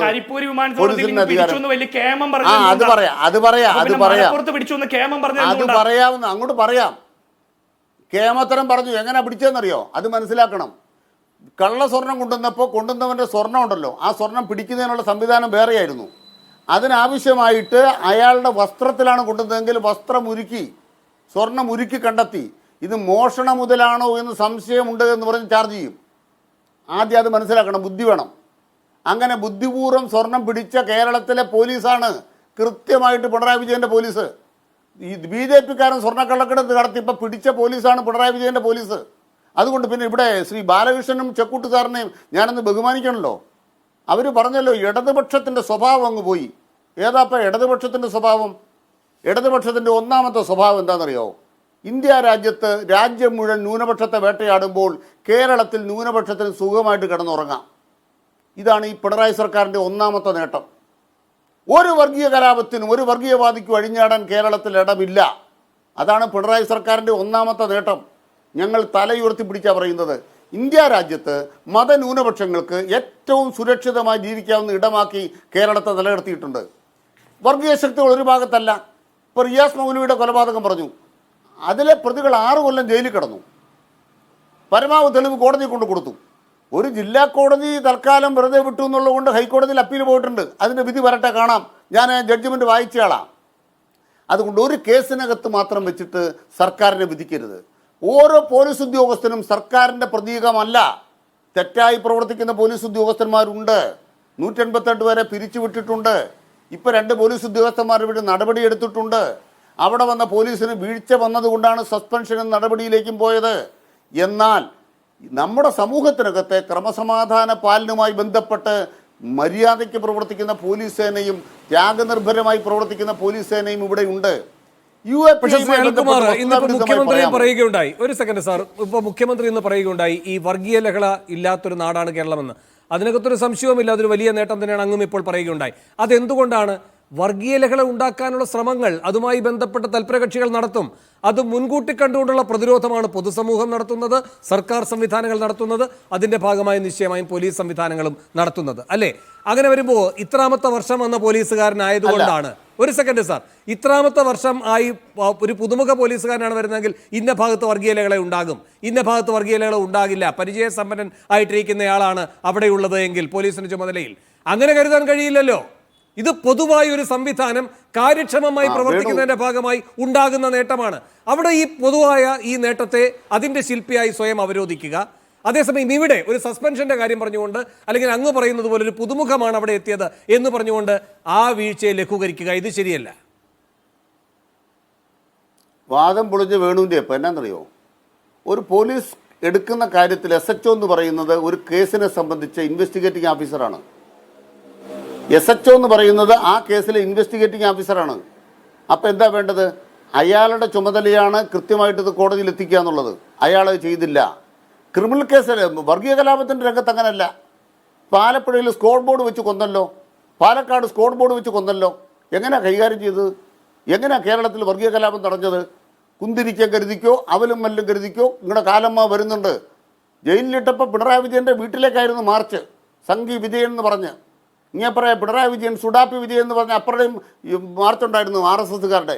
ഇത് രണ്ടും നമ്മുടെ നാടിനെതിരാണ്. ഇനി UAP സംബന്ധിച്ച് ചെന്നിത്തല എടുത്ത കേസ്, ചെന്നിത്തല മന്ത്രിയായിരുന്ന കാലത്തെടുത്ത കേസിലെ 84 UAP കേസുകൾ ഒഴിവാക്കിയത് കേരളത്തിലെ പിണറായി വിജയൻ എന്ന് പറയുന്ന മുഖ്യമന്ത്രി ഇരുന്നപ്പോഴാണ്. അത് മനസ്സിലാക്കണം. അതാദ്യം കോൺഗ്രസ്സുകാർ മനസ്സിലാക്കണം, ബാലകൃഷ്ണൻ മനസ്സിലാക്കണം. എന്നാൽ നിങ്ങളിപ്പോൾ കരിമാങ്കാവ് കേസ് എന്ന് പറയുന്ന, അല്ല പന്തീരാങ്കാവ് കേസ് പറഞ്ഞ കേസിനകത്ത് UAP എടുത്തു എന്നുള്ള വസ്തുതാപരമാണ്. അതിൻ്റെ പരിശോധന നടക്കുന്ന ഘട്ടത്തിൽ കേന്ദ്ര സർക്കാർ അത് NIA കൊണ്ടുപോയി. NIA കൊണ്ടുപോയാൽ കേരള സർക്കാരിന് പിന്നെ വകുപ്പില്ല. മാവോയിസ്റ്റ് വേട്ട ഇപ്പോൾ എത്രയാണ് ഛത്തീസ്ഗഡിൽ കൊന്നുകൊണ്ടിരിക്കുന്നത്, ഉത്തരേന്ത്യ കൊലപാതകം നടന്നുകൊണ്ടിരിക്കുന്നത്. കേരളത്തിൽ ഇത്തരം കാര്യങ്ങൾ വന്നാൽ പിണറായി വിജയൻ ക്രൂരനാണ്. 40 പേരോ 50 പേരാണ് മാവോയിസ്റ്റുകൾ കഴിഞ്ഞ ദിവസം കൊല്ലപ്പെട്ടത്. 2 ഇന്ത്യൻ പട്ടാളക്കാരും കൊല്ലപ്പെട്ടിട്ടുണ്ട്. 31 പേര്, അതിൽ 11 സ്ത്രീകൾ. ഇവിടെ കേരളത്തിലും അതിലൊട്ടും മോശമല്ല. 2026 ഒരു സ്കോർ ബോർഡ് നിശ്ചയിച്ചിട്ടുണ്ട് അമിത്ഷാ. അതിനനുസരിച്ചാണ് ഈ ബസ്തറിൽ നടക്കുന്നതെങ്കിൽ അതിനനുസരിച്ച് തന്നെയാണ് ഇവിടെയും നടന്നിട്ടുള്ളത്. കേരളത്തിലും നടന്നിട്ടുള്ളത്. ബിനോയ് വിശ്വംഭരയുടെ മുദ്രാവാക്യം വിളിച്ച് രക്തസാക്ഷികൾ എന്ന നിലയിൽ ആദരിച്ച് വേണു മനസ്സിലാക്കേണ്ടതെന്നറിയോ? ഈ മാവോയിസ്റ്റ് വേട്ട എന്ന് പറയുന്നത് കേരള പോലീസിന്റെ മാത്രം കയ്യിലാണോ? ഇത് കോർഡിനേറ്റഡ് എഫോർട്ടാണ്. കാരണം ട്രൈ ജംഗ്ഷൻ ഉണ്ട്.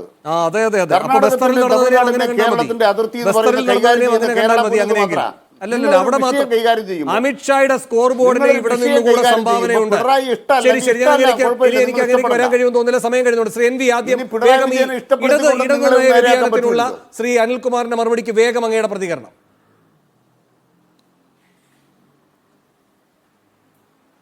മിസ്റ്റർ വേണു, അനിൽകുമാർ നമ്മുടെ സാധാരണ മലബാറിലൊരു ചൊല്ലുണ്ട്. എന്താണെന്ന് ചോദിച്ചാൽ വെന്തടം തിന്ന് വേവാത്തടം ചാടിക്കളയുക. അതായത് ഒരു സാധനത്തിന് വെന്തത് കഴിച്ചിട്ട് ബാക്കിയും കളയുക.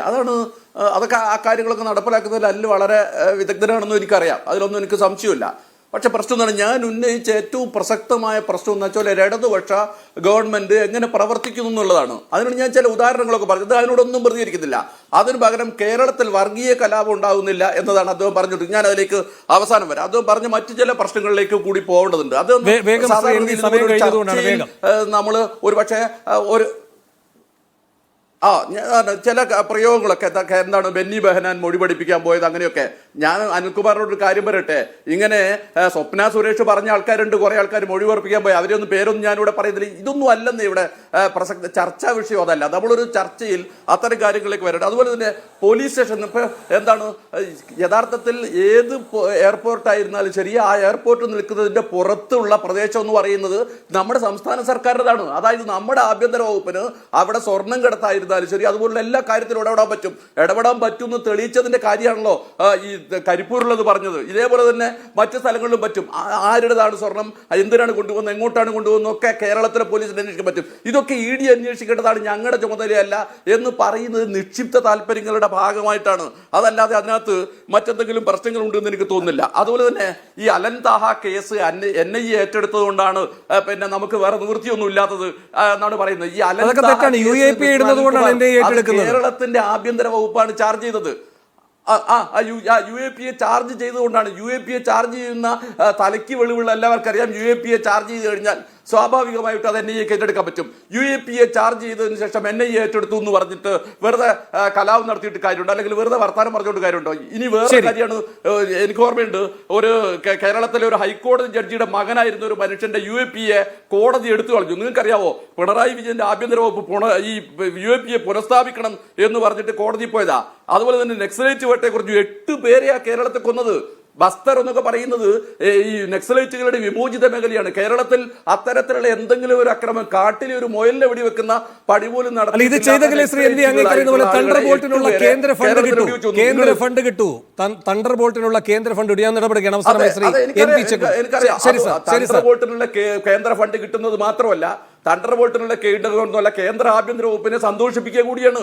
അവർക്ക് വേണ്ടിയിട്ടുള്ള കാര്യങ്ങൾ NIA-ക്ക് വേണ്ടിയിട്ടുള്ള കാര്യങ്ങൾ ചെയ്തു കൊടുക്കുന്നതാണ്. ശരി ശരി, അവസാനമായി ശ്രീ എൻ വി ജയകുട്ടി അങ്ങയുടെ മറുപടിയോടെ ഈ ചർച്ച അവസാനിപ്പിക്കാം. ഈ വലത് വ്യതിയാനത്തിനുള്ള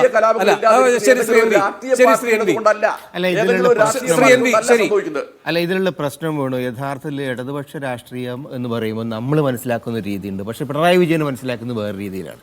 എനിക്ക് തോന്നുന്നത് യഥാർത്ഥത്തിൽ ഇടതുപക്ഷത്തിൻ്റെ ഒരു കാഴ്ചപ്പാടിലൂടെ അല്ല അദ്ദേഹം കാര്യങ്ങളെ കാണുന്നത്. അദ്ദേഹത്തിനെ സംബന്ധിച്ചാൽ പ്രാക്ടിക്കലായിട്ട് തൻ്റെ താല്പര്യങ്ങൾക്കനുസരിച്ച് എങ്ങനെ പോലീസിനെ കൊണ്ടുപോകാം എന്ന് അദ്ദേഹം നോക്കാം. അങ്ങനെ പോകുമ്പോൾ കേന്ദ്രത്തിലുള്ള സർക്കാരിനെ ഏറ്റുമുട്ടാൻ അദ്ദേഹം തയ്യാറില്ല. ഇപ്പോൾ ഇതിനകത്ത് നേരത്തെ വന്ന ഈ പന്തിരാങ്കാവ് കേസ് വളരെ ക്ലാസിക് എക്സാമ്പിളാണ്. അത് 2 കുട്ടികൾ പിന്നെ അവർക്ക് വളരെ ബോധ്യമുള്ള ആളുകൾ, ഇടതുപക്ഷക്കാരായിട്ടുള്ള ആളുകൾ, SFIക്കാരായിട്ടുള്ള ആളുകൾ, ആ ആളുകളെ പോലീസ് പിടിച്ച് UAPA ചാർജ് ചെയ്യാണ്. അപ്പോൾ UAPA ചാർജ് ചെയ്ത കാര്യത്തിൽ ഒരു വ്യവസ്ഥാപിതമായ രീതി വേണം. ആരാണ് അത് ചെയ്യേണ്ടത് അതിനെക്കുറിച്ച് കൃത്യമായിട്ട് കാഴ്ചപ്പാടിന് ആളുകൾ ആലോചിച്ചിട്ട് ചെയ്യാൻ പറ്റുള്ളൂ. UAPA വഴിയെ പോകുന്ന ഏത് പോലീസുകാരുടെ അടുത്ത് ചെയ്യാൻ പറ്റില്ല. അതിൽ പോലും ഇവർക്ക് ബൈപ്പാസ് ചെയ്യാൻ പറ്റി, നിലപാടുകൾ അട്ടിമറിക്കാൻ പറ്റി, സർക്കാരിൻ്റെ നിലപാട് കിട്ടുക. ആ സമയത്ത് യഥാർത്ഥത്തിൽ ഒരു ഇടതുപക്ഷ സർക്കാരായിരുന്നെങ്കിൽ ഇങ്ങനെ എന്തുകൊണ്ട് സംഭവിക്കുന്നു? എന്തുകൊണ്ടാണ് പോലീസ് സംവിധാനത്തിനകത്ത് നിയമവിരുദ്ധമായ രൂപത്തിൽ കാര്യങ്ങൾ നടക്കുന്നത്, ഇടതുപക്ഷ വിരുദ്ധമായ രൂപത്തിൽ കാര്യങ്ങൾ നടക്കുന്നത്? അങ്ങനെ ഒരു പരിശോധന ഉണ്ടായില്ലെന്ന് മാത്രമല്ല അതിനെ ഡിഫെൻഡ് ചെയ്യാൻ അദ്ദേഹം പോയി. അതുകൊണ്ടാണ് അദ്ദേഹം ചായ കുടിക്കുന്ന വിഷയം പറഞ്ഞത്. അപ്പം ആ തരത്തിലുള്ള എന്താ പറയുക ഈ ഡൈവേർഷൻ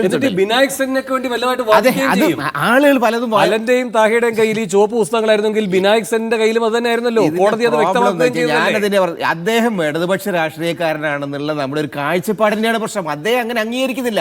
അദ്ദേഹം വളരെ കൃത്യമായിട്ട് ഒരു ബൂർഷ്വാ രാഷ്ട്രീയക്കാരനെ പോലെയാണ് പെരുമാറുന്നത്, അമിത്ഷായുടെ ഏജന്റിനെ പോലെയാണ് പെരുമാറുന്നത്. അതാണ് ഈ വിഷയത്തിലെങ്കിൽ നമുക്ക് കൃത്യമായിട്ട് കാണാൻ അത് തുടർച്ചയായിട്ട് വരികയാണ്. ആ തരത്തിലുള്ള ഒരു അബറേഷൻ, ആ തരത്തിലൊരു തെറ്റ് തുടർച്ചയായിട്ട് വരികയാണ്. അത് തിരുത്താൻ അദ്ദേഹം തയ്യാറായിട്ടില്ല എന്നുള്ളതാണ് യഥാർത്ഥ പ്രശ്നം. ശരി, ശ്രീ അനിൽകുമാർ കൈയുയർത്തുന്നോട് സമയം കഴിഞ്ഞ അനിൽകുമാർ 30 സെക്കൻഡ് വേഗം സാർ. അല്ല, മീഡിയ ഫണ്ടിൻ്റെ ഒരു രാഷ്ട്രീയം ഉണ്ടല്ലോ. അമിത്ഷായുടെ ഏജന്റാണ് പിണറായി വിജയൻ എന്ന് പറയുക, അതിന് ചേക്കൂട്ട് സാറിനെ കൊണ്ടിരുത്തുക. ഇത് പറയാൻ പറ്റിയ ആള് ചേക്കൂട്ട് സാറാണ്. അല്ല, അങ്ങാണ് ആ വിഷയം എടുത്തിട്ടത്. 2026 ഇന്ത്യയിൽ അമിത്ഷായുടെ സ്കോർ ബോർഡാണ്.